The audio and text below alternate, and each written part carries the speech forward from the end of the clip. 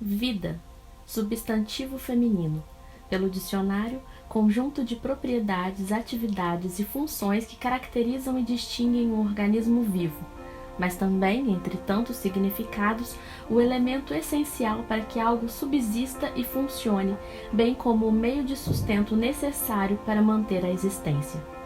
Trabalhadores e trabalhadoras em educação do setor privado têm enfrentado uma luta árdua pela vida, em todos esses sentidos. De um lado, o aumento do volume de trabalho remoto, acompanhado paradoxalmente por reduções salariais, precarização e demissões.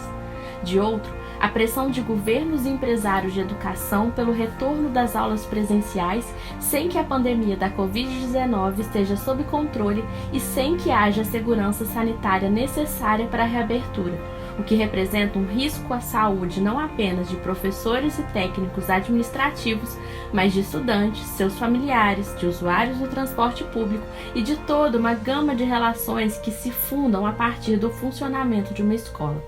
Na semana passada, a TV com TE conversou com Oswaldo Teles, presidente do Sindicato dos Professores do Rio de Janeiro e coordenador da Secretaria de Organização Sindical da Confederação, com Celso Napolitano, presidente da Federação dos Professores do Estado de São Paulo, e com Valéria Morato, presidenta do Sindicato dos Professores de Minas Gerais.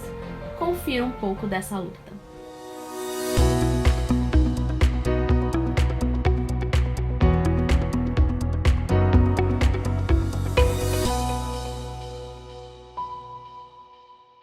No início de julho, em assembleia virtual realizada pelo Sindicato dos Professores do Rio de Janeiro, com cerca de 700 participantes, a categoria aprovou, com mais de 90% dos votos, uma greve pela vida.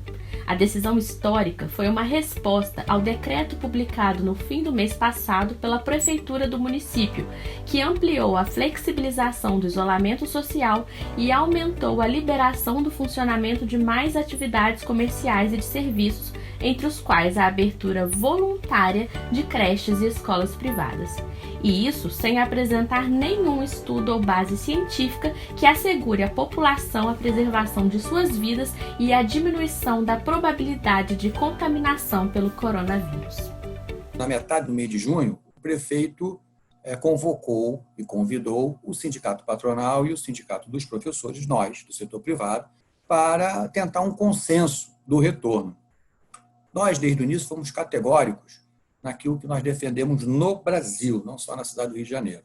No Brasil, essa decisão nossa da CONTE e de todos os sindicatos filiados. Só voltaremos quando os comitês científicos, a ciência, disser que aquele município, aquele estado tenha condições de segurança para o retorno ao trabalho. Trabalho voluntário, que ele fez a proposta de trabalho voluntário, abre a escola que quiser e o professor vai trabalhar se quiser. Na relação de trabalho entre patrão e empregado, essa questão não existe. É um contrato de trabalho entre o trabalhador e o empregador. Se o empregador falar você tem que voltar e você não voltar, é óbvio que vai ter uma punição, pode ser descontada, etc. O que é a greve?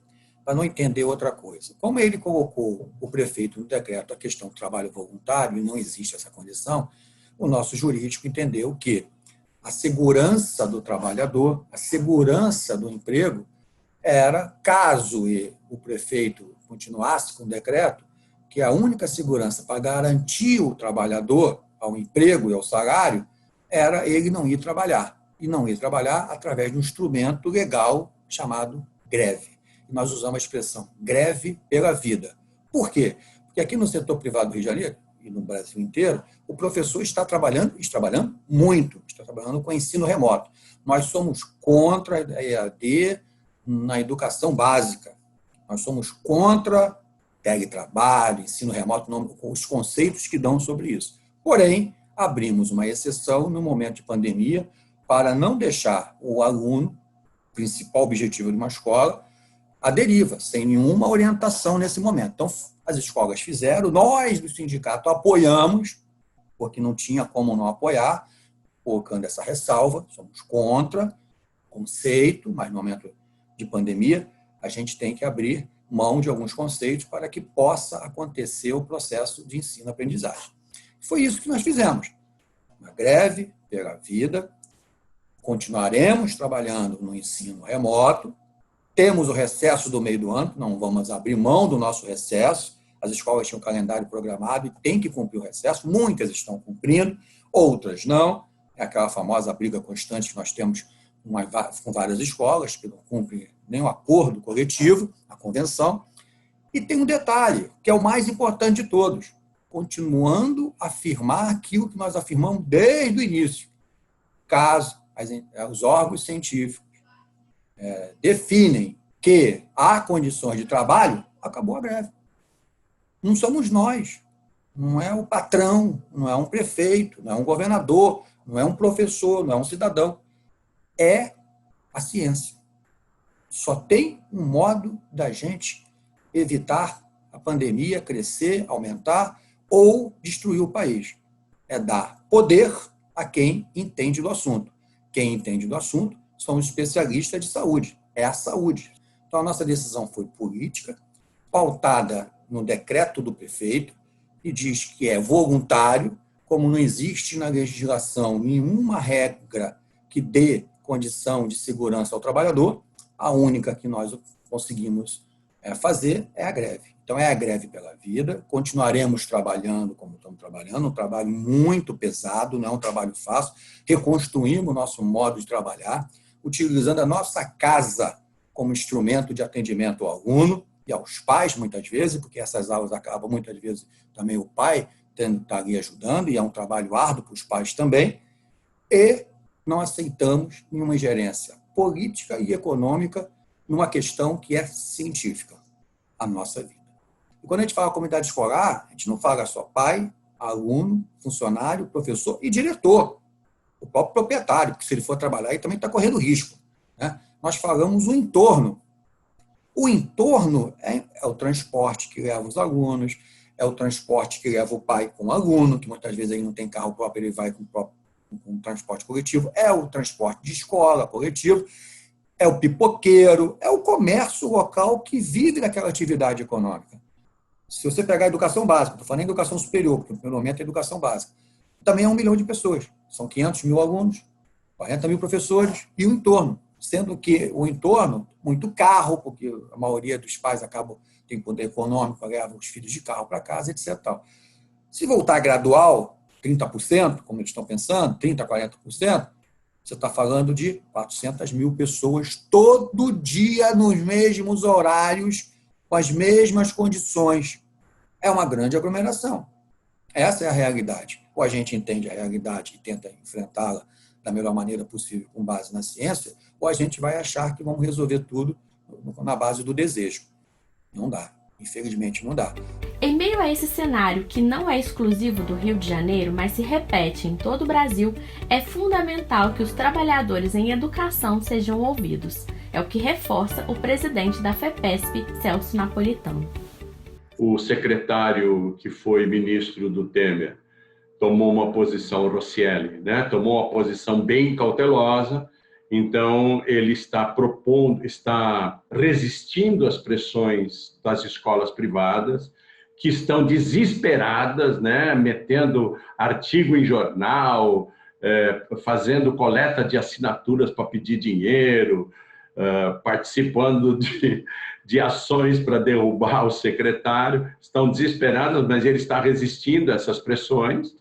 É impressionante, porque é governo Dória, né? Mas, de qualquer maneira, neste campo da educação, ele tomou uma decisão muito cautelosa de volta em 8 de setembro, desde que as condições sanitárias estejam preservadas. Então, é preciso que haja um grande número de regiões de São Paulo com a coloração amarela, como eles classificaram aqui, de menos risco, 35% de volta, mas, mesmo assim, a nossa grande questão é assim, como voltar, né? Porque, como eu coloquei lá, não interessam só as questões sanitárias na volta dos professores. Volta de professor à aula não é como a abertura dos restaurantes que está acontecendo agora. Então, os restaurantes estão abrindo com regras sanitárias rígidas dos funcionários, etc. A pessoa entra lá e é por um absoluto ato de vontade da pessoa de entrar, sentar e tomar a refeição. Escola não, né? Escola não é só tomar as precauções sanitárias, porque tudo depende de um acolhimento desses alunos, de uma confiança por parte das famílias, que também tem que voltar ao trabalho, mas ao mesmo tempo tem que se sentir confiantes em deixar a criança na escola, e principalmente dos profissionais da educação que estão envolvidos nessa relação. E profissionais da educação são todos, né? Desde sem fazer juízo de valor sobre função alguma, que, na minha opinião, na escola todos somos educadores, desde o porteiro que recepciona a criança, que é aquela pessoa responsável por receber e por entregar a criança. Às vezes, a criança entra bem na escola de uma maneira boa, porque é bem recepcionada, e depois a família deixa na mão dessa pessoa e recebe ela de volta, até os profissionais técnicos administrativos, passando pelos educadores que vão estar em contato. Como é que é trabalhar com essas crianças, uma interação entre elas, né, que estão ansiosas por voltar, por abraçar os seus amigos. Eu tenho netinho que dava bronca quando ia para a escola, agora todo dia fala: você vai me levar para a escola? Você vai me levar para a escola? Né? Porque eu sempre levava ele. Né? Como é que fica essa interação e como é que você trabalha ministrando aulas com máscara? Né? Como é que fica a voz do professor? Até a nossa fonoaudióloga lá do sindicato está fazendo trabalho sobre isso, a doutora Fabiana. Ela que chamou a atenção para esse fato, né? As crianças vão a 35%, aqui o planejamento é só 35% para a escola, mas a professora vai todo dia, né? Professor também tem grupo de risco, criança tem grupo de risco na sua casa, e os 65% ou 70% que vão ficar em casa, o professor vai se dividir nessa questão. Então, tem a questão psicológica do acolhimento, tem a questão pedagógica, né? Tem a questão sanitária, né? Então, tem a questão fonoaudiológica. Então, nós estamos reivindicando que exista uma comissão de acolhimento na volta às aulas presenciais, que inclua a participação dos representantes dos educadores numa comissão multidisciplinar, entende? Para que as famílias se sintam também confiantes em levar as crianças para a escola e os trabalhadores, os profissionais da educação, os educadores, se sintam confiantes também. Para além da pandemia, a pressão dos interesses econômicos envolvidos também coloca em xeque a vida dos trabalhadores em educação. E você tem dois movimentos, né? A escola básica precisa, entre aspas, da volta dos alunos para que os pais continuem a pagar a mensalidade, e eles não fizeram levantamento nenhum nesse sentido. Então, quem está sofrendo mais efetivamente são as escolas de educação infantil, que estão se utilizando do mecanismo de suspensão de contrato, etc. Tá? E as universidades gostaram. Gostaram dessa experiência. Elas nunca tinham tido coragem de entrar com ensino remoto para valer, porque não sabiam qual seria a reação dos alunos. Agora, e elas tinham toda a expertise para isso, né, por causa do EAD. Agora que foram obrigadas a fazer isso, os alunos, então, se obrigaram a assistir às aulas remotamente, essa experiência foi de grande valia para eles, porque eles perceberam que pode romper as barreiras físicas. Então, essa universidade que está demitindo 1/3 do corpo docente, que é a Uninove, né, ela tem 5 campi em São Paulo. O que ela fez? Todos os alunos do 3º ano de Direito dos 5 campi estarão ensalados, porque agora a palavra de ordem aqui é ensalamento, né? Eles estarão instalados numa mesma sala virtual. Pronto. Ao invés de 5 professores, eles precisam de um só. Imagina o que é o gasto de demitir 500 professores. Então, eles demitiram, alegam que é por inadimplência, por isso. É simplesmente uma conta de relação custo-benefício, exatamente isso.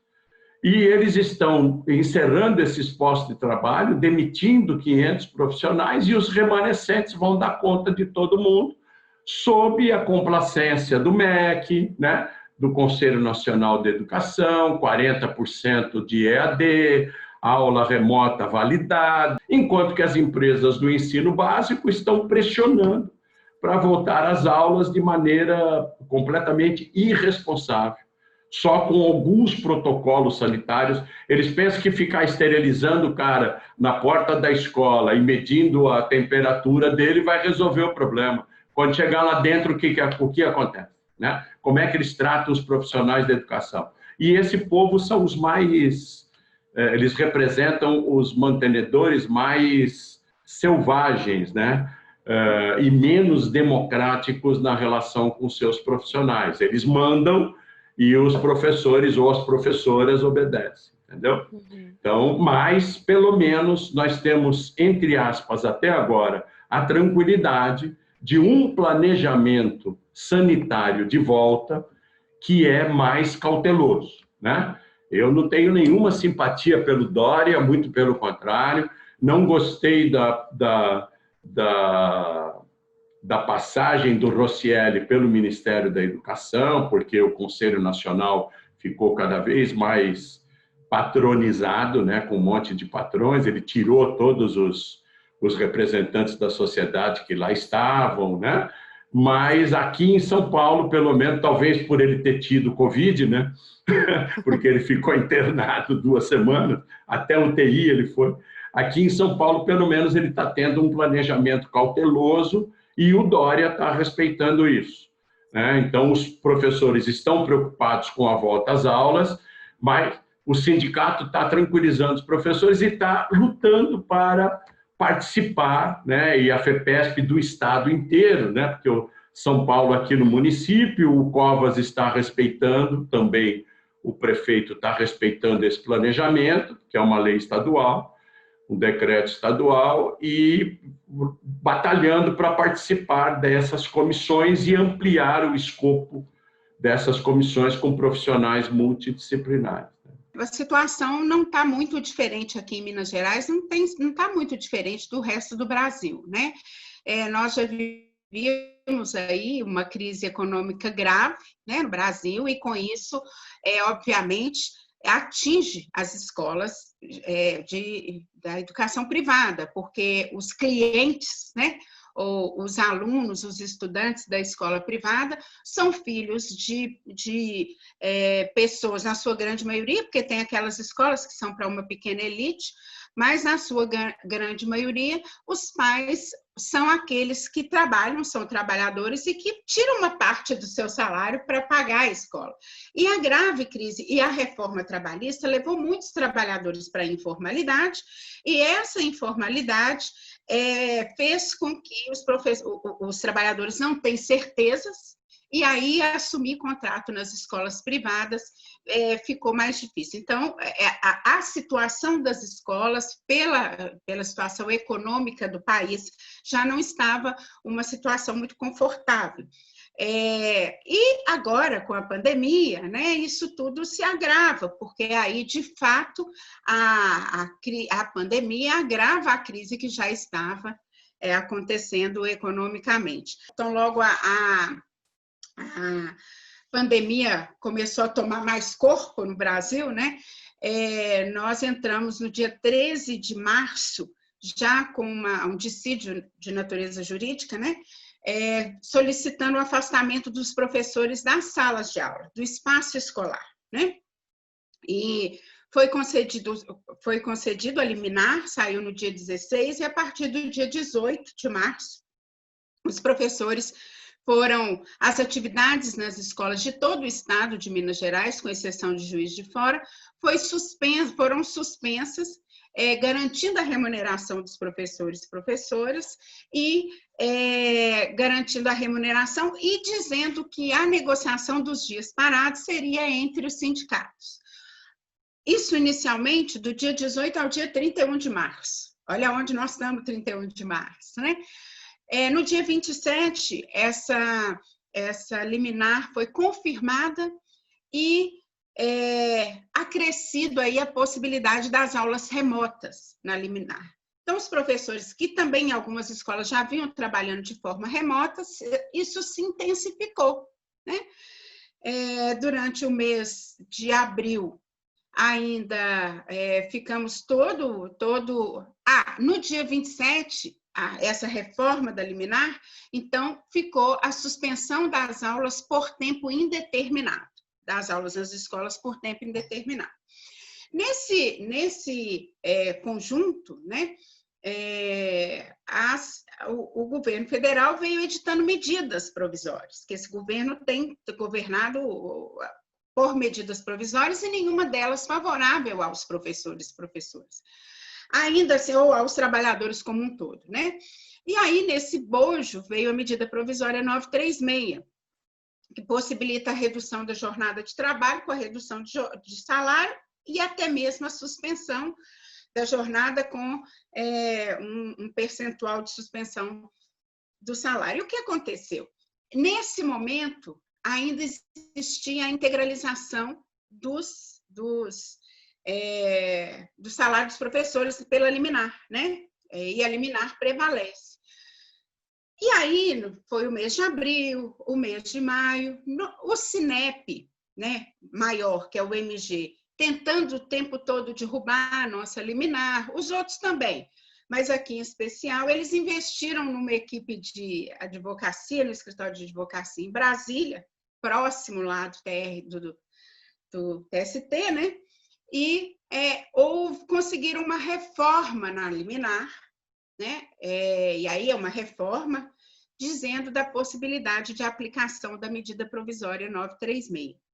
Então, desde então, as escolas têm feito a aplicação da medida provisória, então a situação dos professores hoje é de um extenso trabalho, né? Os professores tiveram que, da noite para o dia,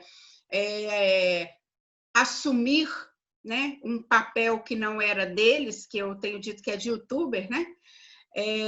Tem assumido esse papel, e isso não foi fácil, porque a gente não sabe, nós estamos num momento da sociedade, desde a eleição de 2018, de uma perseguição aos professores e professoras. Então, dar aulas remotas, você não sabe quem está do outro lado, né?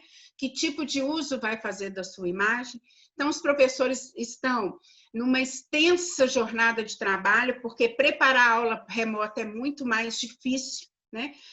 Tirar dúvidas, atender aos alunos e, ainda assim, né, manter o vínculo afetivo com os alunos, que é muito importante, principalmente nos anos iniciais da educação básica, na educação infantil, né?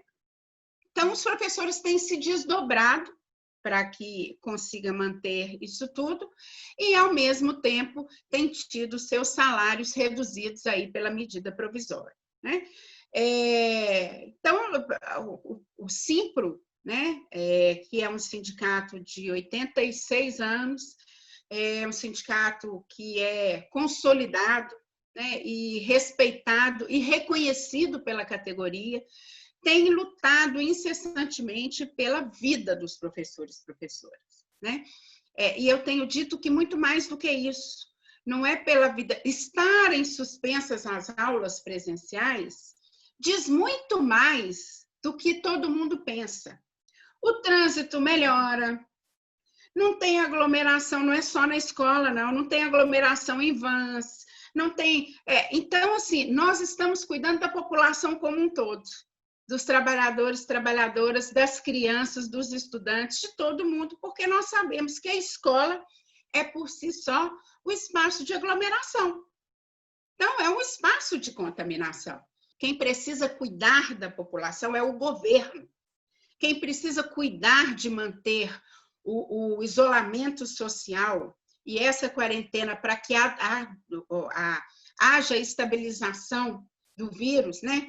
E para que não haja mais contágio, é o governo. O governo precisa possibilitar que as pessoas fiquem em casa sem passar fome. Então, não há que se cobrar do Simpro, há que se cobrar do governo. Precisa mostrar que o grande vilão disso tudo é o governo, que trata essa pandemia como uma gripezinha, né? Que quer receitar remédio para além dos... ignora, nega, né? Nega a ciência, nega a educação. Então, nesse sentido, nós temos nos esforçado muito, juridicamente, politicamente, para que os professores estejam cuidando das suas vidas. Sabemos que eles estão trabalhando muito além, mas que os professores tenham tido a possibilidade de cuidar da sua vida e da vida dos seus, porque isso é o mais importante no momento. O governo tratou a economia em primeiro lugar e não a vida, mas o sindicato, em especial o Simpro Minas, nós vamos lutar para que prevaleça a vida.